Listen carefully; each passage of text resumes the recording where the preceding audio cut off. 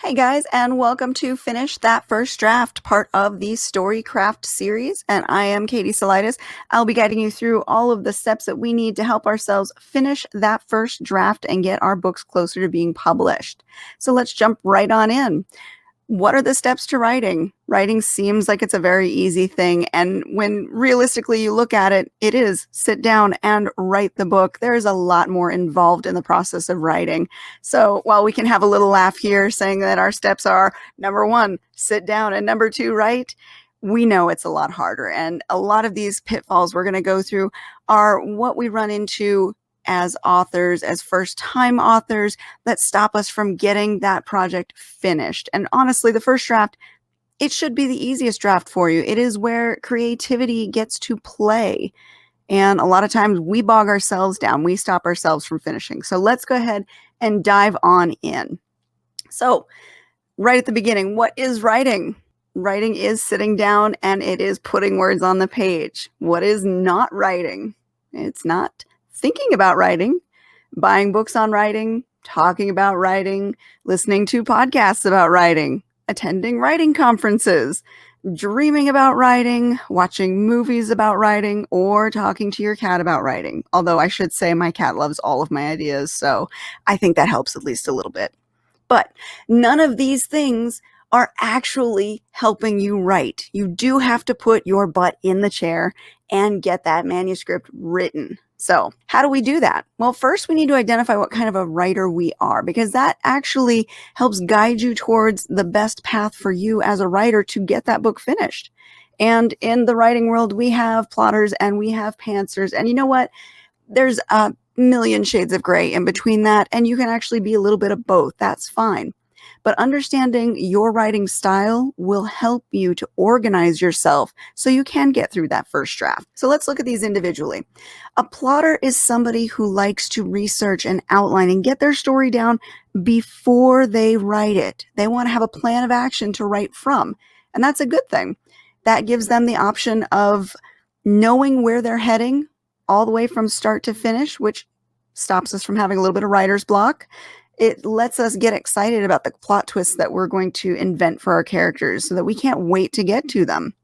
It does help you do the writing process faster because, again, with an outline, you know from start to finish where you're going. Now, on the flip side, sometimes when we know where we're going, we get a little bored with it because we already know what's coming.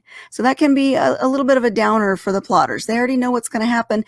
And especially when we have to write some of those slower paced chapters or we're not writing the exciting action scenes, it can be a little bit boring. The other side of it too, if you have an outline, sometimes you feel like you are trapped in that outline and you're not allowed to go off book. But let me tell you, all of you plotters out there, do not be afraid to go off book. It will actually help you. On the flip side, we have our pantsers, that is writing by the seat of their pants. And I am definitely in the pantser category. I like to sit down and let creativity just inspire me and take me where it wants to go, which is wonderful because being able to be inspired and experiencing the characters dealing with the problems you throw at them in real time is fun. You get that discovery. It's almost like watching a TV series for the first time. You don't know what's going to happen next, but you know it's going to be good and you can't wait to get there. And that can really help you push that writing process. On the flip side, though, sometimes we run into a wall. We don't know where we're going. We can't figure out what the next fix is once we've thrown a problem out at our characters. And that can be very problematic and that can stop people dead in their tracks. It also creates very messy first drafts because we're not plotting, we're not outlining. We are letting creativity send us down on the journey. And a lot of times we overwrite and we need to come back and do a lot more cleanup. Now, if you were able to catch the self-editing series on my Storycraft series, there's a lot of tips for you pantsers out there. Now, plotters too will also be able to use them, but we will have messy first drafts as pantsers, and that's okay. I've always said that your first draft should be a hot mess because you are not editing in this phase. You are just getting the words out of your head and onto the paper. Now, the big downer and the one that stops them from writing the novel all the way to the end is when they hit this roadblock and they hit writer's block, do not know how to fix a problem. Sometimes they stall out. and they don't finish. That is something that we have to learn how to get over. We have to be able to almost hopscotch over those chapters that we don't know how to finish in order for us to get to that next exciting point, because you can eventually bridge that gap. But if you allow yourself to stop dead because you don't know how to fix the immediate problem in front of you, you will end up with that never finish the novel. And we don't want you doing that. That's exactly what we're talking about today, getting through that first draft. So if you are a pantser, put a pin in there, say, I will come back to this chapter later. Go to your next thing that you want your characters to do and start writing from there. I guarantee you will be able to bridge that gap. Don't let it stop you. Once you know what your writing style is, it can give you a sense of direction. And you know exactly how you're going to proceed. You know where you're going to go. You know how you're going to set aside your writing time and use it towards creating the world for your characters. Now, we have to have an idea for our story, right? We have to have that inspiration, that thing that gives us the energy to create this world and these characters and let them play in it. So you need your idea seed. You need the inspiration, and you need to really have that solidified in your mind. Along with that, you need to have an idea of what characters are going to be in your world. And in that world itself, that's the playground that your characters are going to be acting upon. You need to know what that world looks like, what it feels like. What is it like to exist within that world? Have fun and take time really going through these ideas. Ask yourself questions and answer those questions so that you know how to direct your characters. Because once you have the characters and you have the world, you need the plot. That is the conflict that drives your story. And we're going to go into more of that here. But let's start with characters, because characters are our actors. They are the ones who play on the stage, and they are the ones that readers fall in love with. And they can be anything. They can be the masked maiden. They can be the warrior, the rock star. They can be anything you want them to be. And the way we start building our characters is through looking at character archetypes. And these are just the general blueprints. They give us an idea of where a character is supposed to fit within the story. So we look at it this way. Who is going to be our protagonist? Who are we focusing on? That's our hero. Who's going to help that protagonist get what they want? Sidekick. Now, the villains also can have sidekicks too. Now, who's going to stop our protagonist from their goals? That's our villain. Who's our villain going to be? And who is connected to the emotional, spiritual, or physical growth of that character? That'll be our mentor. And these, again, are just blueprints. They are just roles that we want people to fill. That doesn't mean that our characters are going to be cookie cutter. This is just to give us some direction on where we want to place our characters as we give them the story to play out in the world that we build. And when you build a character, you not only need to know what the role is that they're going to fill, you need to know your character. You need to make your character real. I always suggest creating a character sheet or creating a character resume when you're building your world and your characters for it, because that gives you a sense of who and what they are. And when a character feels real to you as the author, they're going to feel real to the reader. And here's the thing. When a reader becomes personally invested with a character because they become real, you've now created empathy for that character. And that is what keeps readers glued to the page. Because if a reader cares about a character and connects with them, they want to see what happens to that character. They will be there to the bitter end because you've made them care. So in doing that, we need to know a lot about our characters. And we start off with the simple basics. What is their name? Give them a name. First, middle, last. Give them some kind of a description. What do they look like? What are their strengths? What is your character good at? On the flip side, what is your character bad at? Characters should always have flaws. What is something that's going to trip them up? What is a weakness? What is something that they struggle to achieve in their life? What is something they fear? Fear is a giant motivator. When it comes to what we do or do not do, fear is huge in motivating us or stopping us from doing something. And your character should have a fear. They should also have a quirk, something that makes them unique. I have a character in one of my series that his hat is his Dumbo's feather. When he is wearing his hat, he feels on top of the world. He feels confident. He is self-assured and he is ready to face the world. But you talk bad about that hat, or you knock that hat off his head, and you have crushed him. And it's a stupid little quirk, but it's something. And we all have quirks. As human beings, we all have our little quirk that is just uniquely ours. And again, what we're trying to do here, we are making our characters feel real. We want to create that empathy with our readers because that's what makes the reader stick to the bitter end to see what happens to that character. So give them a quirk, give them a history, give them some kind of backstory that is going to help motivate or demotivate them in the role they're going to play in your story. And give them a goal. And not just the hero. Your sidekick should have goals too. Your side characters, make them real. Go through and take some time to really get to know your characters. It will be to your benefit. And when you're in a situation where you have hit that dreaded writer's block and you don't know how to fix a problem, ask yourself how your character would fix it. Go to that character bio that you've created. Look at their strengths, look at their weaknesses, look at their fears. How can the character solve the problem you've given them with what we know the character can and cannot do? That will sometimes help you out of that writer's block. Now, once you have characters, you need a stage for those characters to play their roles on. And that is what world building is. And again, when you're in writer's block and you don't know how to move forward, going back to basics and looking at the world you've created can also inspire how you can fix the problem. And world building isn't just the land that they're living on. It's the history, the society that these people come from. It's the mythology they grew up with. It's the technology they have on hand, the political systems they're working within. So look at the world as a whole. Take some time.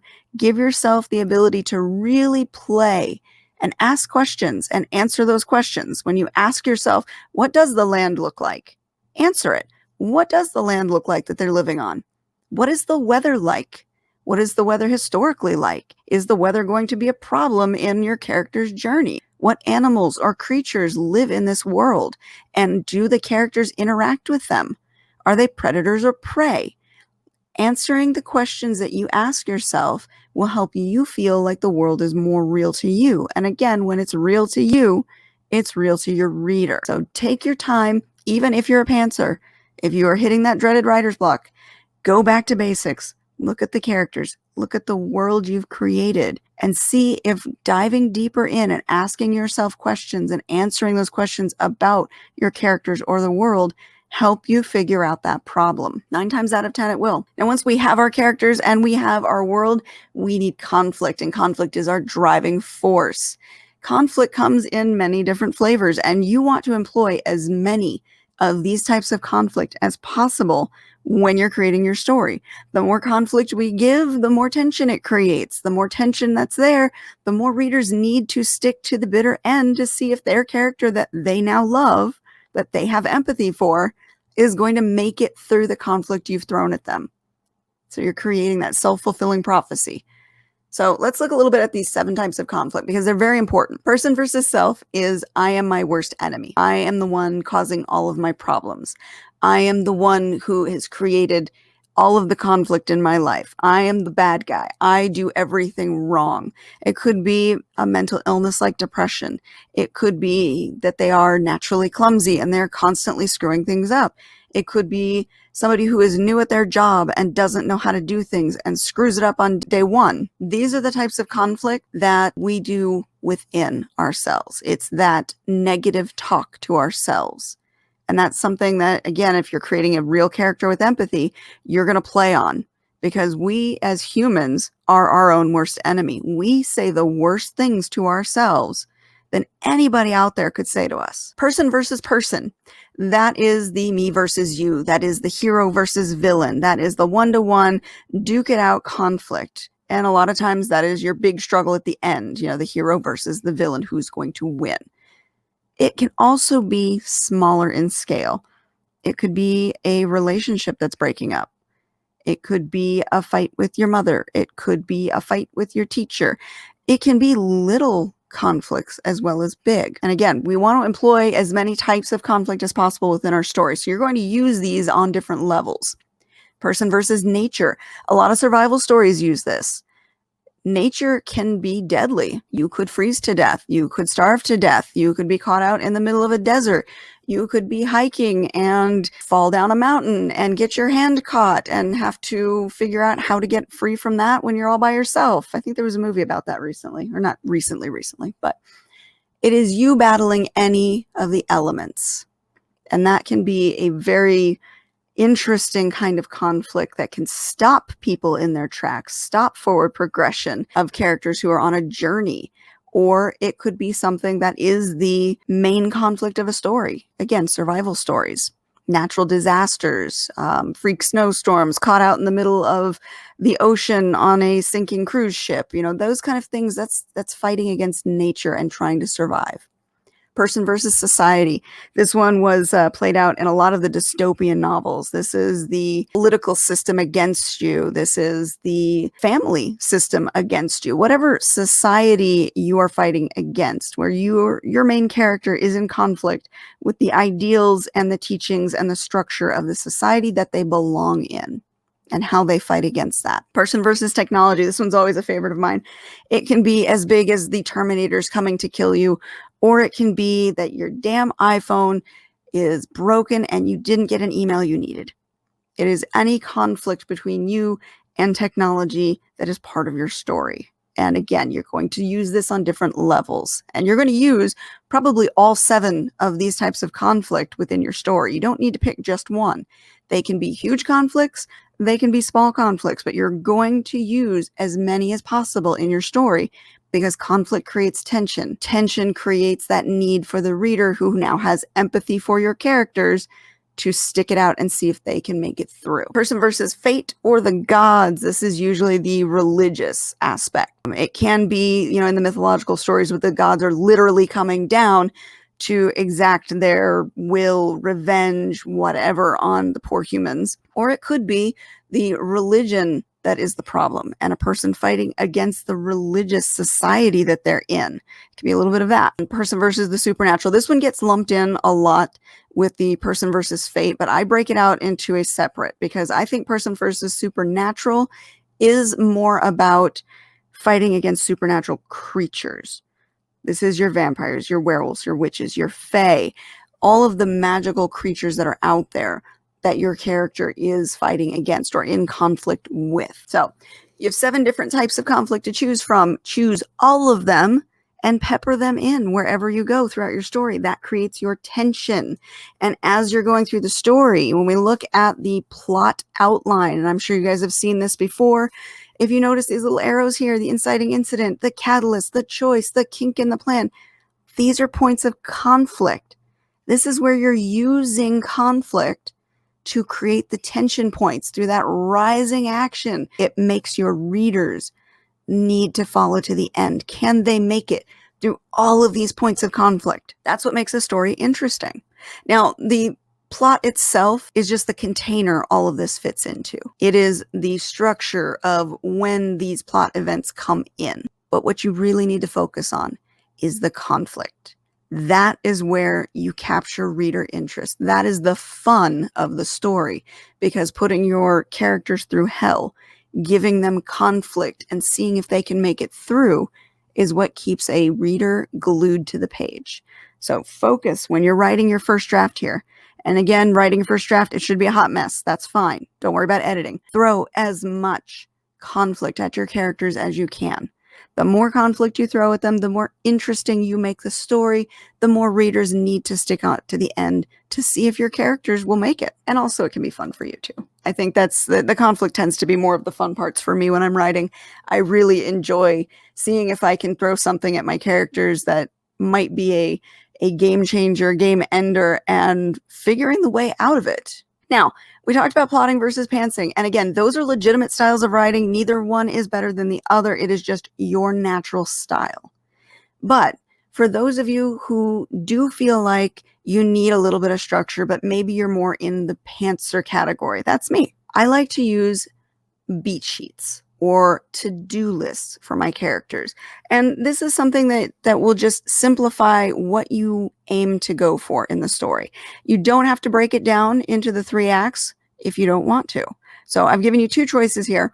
On the left, we have what I call the to-do list. And this is basically what I use. This is kind of the method I've gone through for years, because I don't like to outline. I don't like to be stuck in one specific way of doing things. So I usually title it at the top. I give a couple of keywords of things that I had inspired me to write this story.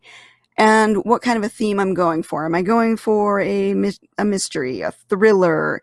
Am I going for a whodunit? Am I going for a paranormal romance? What is the main theme? Just so I have an idea of what I'm going for. And then I take a few lines and I write out some big events that I want to have happen in the story, followed by the little plot events. Those are my little conflict points. What are the little conflicts that I think are going to be important in the story? And that's how I move forward. Now, if you want to have a little bit more structure and you want to set it up so that you have more of a timeline based, on the right, we have the 3-act beat sheet setup. And so you start off with your exposition, your opening image. That is the intro image of your story. And you go down each different beat within each different act and kind of set up those plot events in the spot you think they would fit best. And that gives you a little bit of order, but not too much order that you feel trapped. So for all of you pantsers out there who do need a little bit more structure, consider doing either a to-do list or a small beat sheet to help you figure out where it is in your story that you're getting stopped up, where you could push forward, and what things you might want to see happen in your story to better give you direction to get to that endpoint. Now, beyond the strict writing rules and how we should do things and the order and the plotting, there's another thing that stops us when we're writing, and that's fear. Sometimes we feel like we're not good enough, that our writing is going to be ridiculed, that people won't appreciate our story, they're going to hate it, and they're going to laugh at us. Writing can be very uncomfortable. It's part catharsis, it's part putting your heart and soul into something and knowing that it's going to be read by someone else, and that can scare the living daylights out of anybody, and that can make people stop midway and never finish, because if they don't finish, they'll never get ridiculed for it. You're not always going to get ridiculed. And so I like to look at this meme with the Sharknado as a way to kind of break free of that fear process. If Sharknado can be as hugely popular as it is, nothing you write can be bad. So just consider that. Don't let fear stop you. Nobody is writing a bad story right now. The only bad story is the one that you didn't write. So finish yours. Beyond just the simple fear, there are other things that we kind of use as excuses to stop ourselves when we get too close to that finish line. And they can stall us out indefinitely. They can stall us out for a brief period of time, or they can just simply be excuses as to why we never finished that story. And we're okay with excuses. So let's talk about these 5 different things here that you don't need to worry about in your first draft. And my mantra has always been, first drafts are supposed to suck. So deal with that. Get that in your head and get that first draft, hot mess as it may be, out on the paper. In the first draft, I don't want you worrying about writing quality, because nobody is going to read your first draft. Nobody ever reads the first draft but you. So you can always fix it when you're done. The thing you can't fix is what isn't written. You can't fix plot holes that don't exist. You can't fix bad sentences that aren't on the page. So don't worry about writing quality when you're writing the first draft. Get it down on paper. Get it out of your head. Then you start fixing and refining. Don't worry about your voice and style. Again, when you're writing that first draft, nobody is going to read it but you. So if it's childish sounding on the first go around, if you have written way too much detail in the first go around, don't worry about it. That's what revisions are for. Fix it later. Get the story out of your head, start to finish. Don't worry about the structure of your story. Remember, I said plot is the container that fits all of those elements in it. You can fix that after the fact. You do not have to worry about it while you're writing it.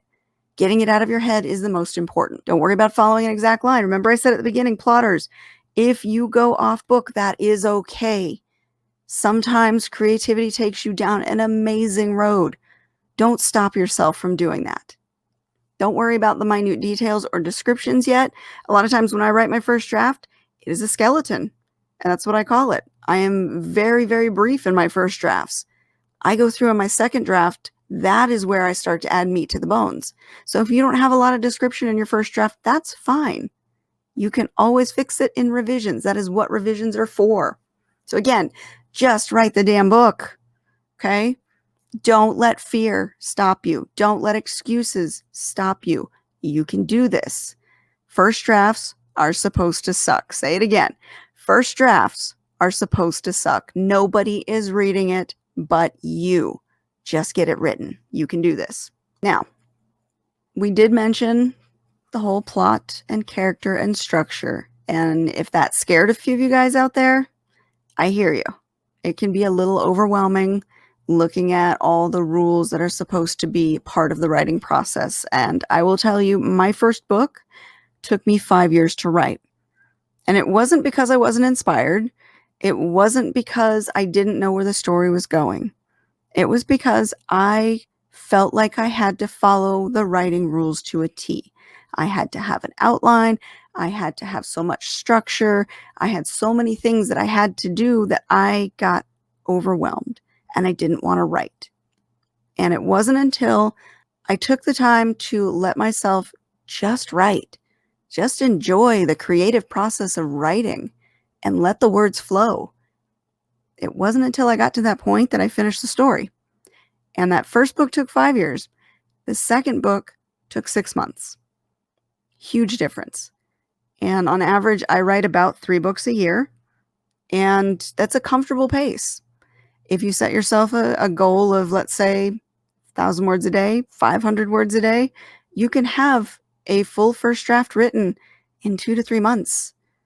Sometimes even less if you get into a really crazy sprint and the words are flowing and it just comes all out. You can write faster. So let yourself have the space for creativity. Overwhelm yourself with the rules. Writing should be fun. Remember, butt in chair, sit down and write. It should be that easy. So allow yourself, especially in that first draft, allow yourself to have the time for creativity.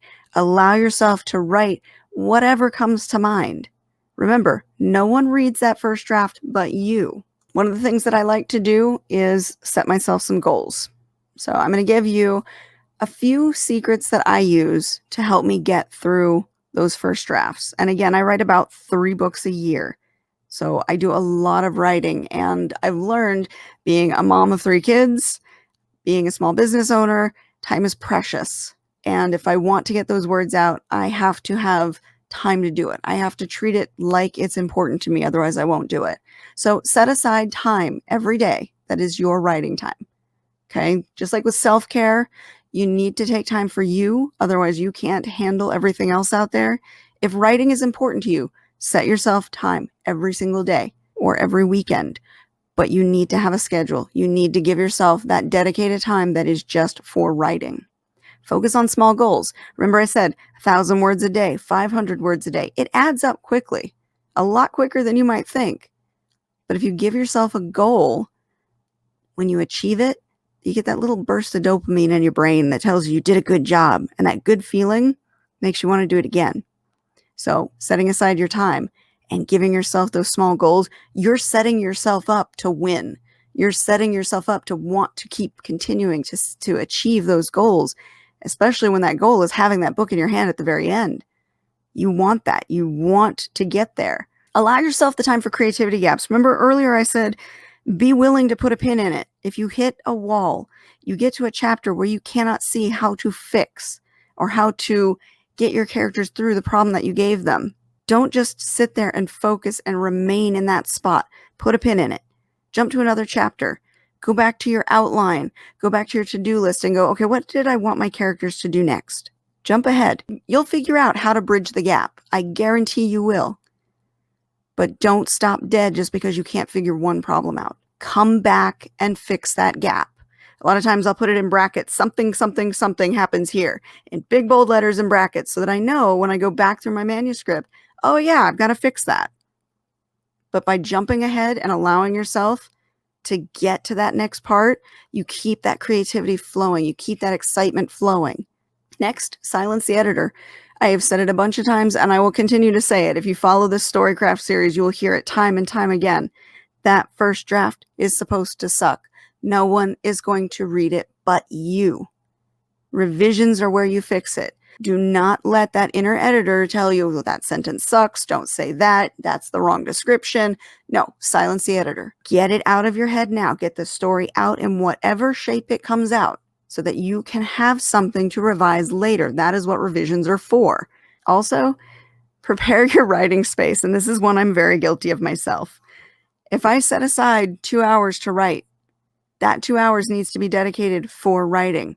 Not going and grabbing a cup of tea, not getting my pencils and pens in order, not doing my research.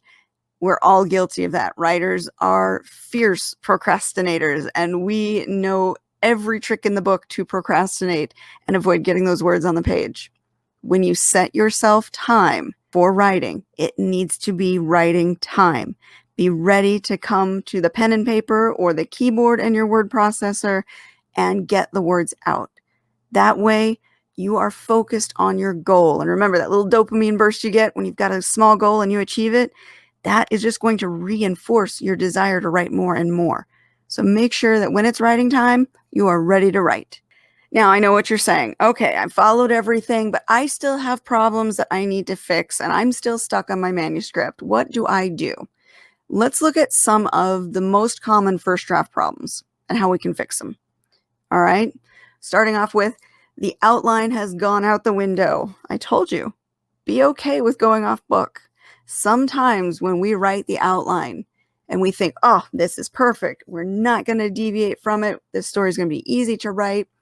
Well, we get into it and we notice that our characters kind of take over a little bit.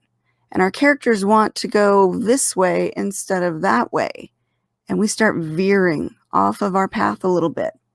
That's okay. Let yourself go down that path of creativity. Even if you are going to end up deleting it at the end, even if it goes completely in the wrong direction, allow yourself time to free write and explore this new creativity that you were inspired to write. Because even if it doesn't fit your story, it may help you get to know your characters better. And when we know our characters better, we're able to create more empathy for the reader. And empathy is that key element that keeps your readers glued to the page. Empathy is what makes your characters interesting to the reader and makes the reader stay to the bitter end to see if they can survive all the conflict you throw at them. So even if you go off book, that is not necessarily a problem. Allow yourself the space to free write. Follow that path of creativity to its end and see where it takes you. It may take you to a better end of your story. It may take you completely off the beaten path. But it also could be helping understand and discover more about your characters or the world they live in that will make your story stronger as a result. So don't look at that as a problem. Next one, your first draft is too short. I said that one again already.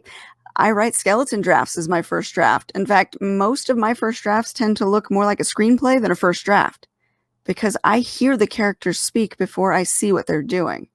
So it's not a bad thing if your first draft comes out as a skeleton. What that means is you now can add the meat to the bones.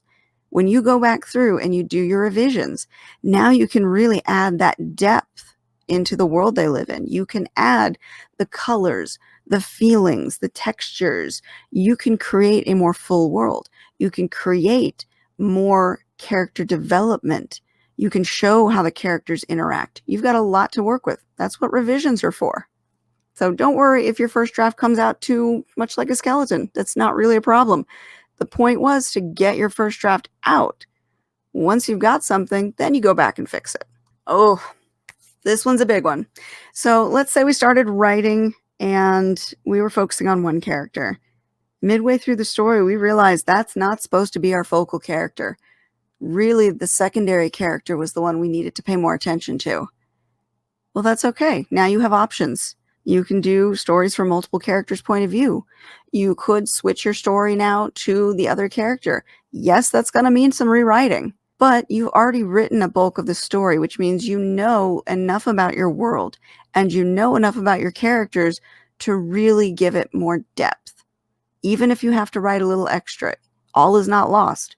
You know where the story is going. You've got the direction you need to go. You just need to go back and make the changes and focus on a different character's point of view, or widen your point of view to incorporate other characters. So it's not as bad of a problem as it may seem initially.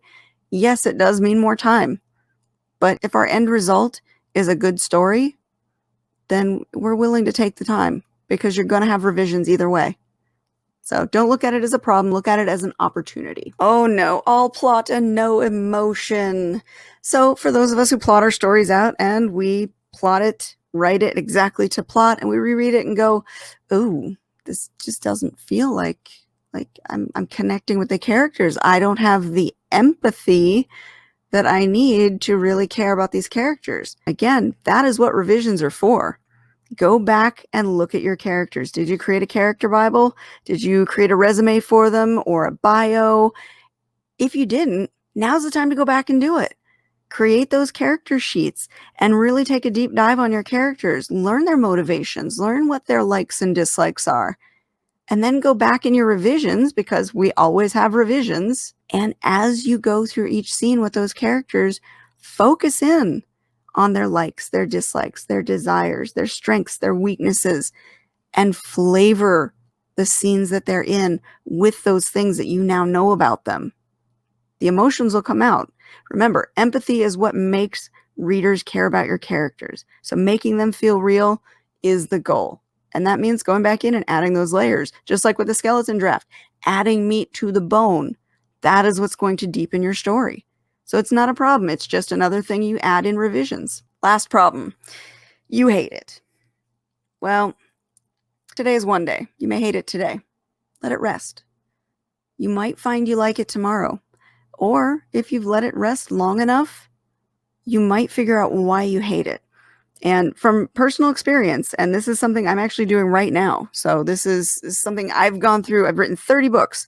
I still go through moments where I absolutely hate a story that I've written. And I'll tell you what I'm doing. I'm writing the 5th book in my Agents of Asset series. And I had my loose plot. I had my to-do list. And I had the story pretty well written out. I think I was minus 2 or 3 chapters that I just needed to add to it. And I reread it. And I absolutely hated it. And I couldn't put something out that I didn't like. If I don't like it, my readers aren't going to like it. So I cannot put this story out. So I shelved it for a little bit. And I worked on other projects. And while I was working on those other projects, I thought about it. And I went back and I looked at my loose outline. And I went back and I read a few chapters. And it hit me. I knew what was wrong at that point. I figured out why I hated it. And it had nothing to do with feeling like I was a terrible writer. It had nothing to do with whether or not I thought the words were great. The plot didn't make sense. I was pinning everything on the wrong character. And that's why I hated it, because I didn't like making a certain character be the one that takes the downfall, the villain at the end. It didn't feel right with me. It didn't resonate right with me. And I went back and I looked at the character sheets that I'd drawn up for these characters, and it didn't fit. And so my hating it was telling me that this was not the right way to go. And it took time for me to figure that out. And it can take time for you to figure it out too. So if you hate your story, give it a little bit of time. Go back, look at your characters, look at the world you've created, look at the plot that you've outlined for them, and see if there was something that you could have changed that might have made you like it. Or if you, like me, pinned everything on the wrong character and it just didn't make sense, and forcing that made it feel wrong. Hating it is part of the process. And I don't think I've ever met a writer alive that hasn't at some point hated their work. So don't let you hating your work today stop you. There's probably a fix somewhere, and usually it has to do with taking a little bit of time to think about the problem. Just like with writer's block, you've got to figure your way through it, and you can. Give it some time. All right. So we've gone through a lot of the common pitfalls. We've gone through some ideas that you can use, some things that are important to know about the process, and some ways that you can create outlines and plots that are even pantser friendly. And I know that you can use what you've learned here today to help get through your first draft. So don't stop the writing process. All right, get that first draft out there. Hot mess or not, probably is a hot mess, and that is okay. Don't stop writing. don't let yourself be discouraged. Writing seems so easy, butt in chair and write, but there's a lot more to it. You know it, I know it, but you can still do it. Have some goals. Set yourself some time that is dedicated just to your writing process. Give yourself a goal that is small and achievable enough that you feel good when you achieve it. And the more you achieve that goal, the more you want to achieve that goal again. So set yourself up for success. And finally, when in doubt, find your tribe. Find a community of writers around you that you can lean on for support when you need to.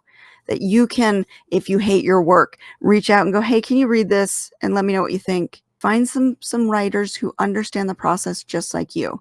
If they're going through it alongside of you, they're doing the same things you are. They're feeling the same things you are. And together, you guys might be able to give each other enough support to push through it. But stick it out. You can do it. I have faith in you. And that's it for today's Storycraft series. I want to thank you guys so much for hanging out with me. And I hope that you did find some important information in here that will help push you forward on your first draft. I know you can do it. If you want to reach out to me, find me on social media. Please feel free to pick up Write and Edit the Damn Book or the following Go Publish Yourself, which is the quick and dirty tips for successful self-publishing. You can find me at risingsignbooks.com, where I am a publishing consultant and I can help you figure out the steps you need to get through your blockage on your way to publishing. My name is Katie Salidas. Once again, thank you for hanging out. I will talk to you later. Good luck on your manuscripts.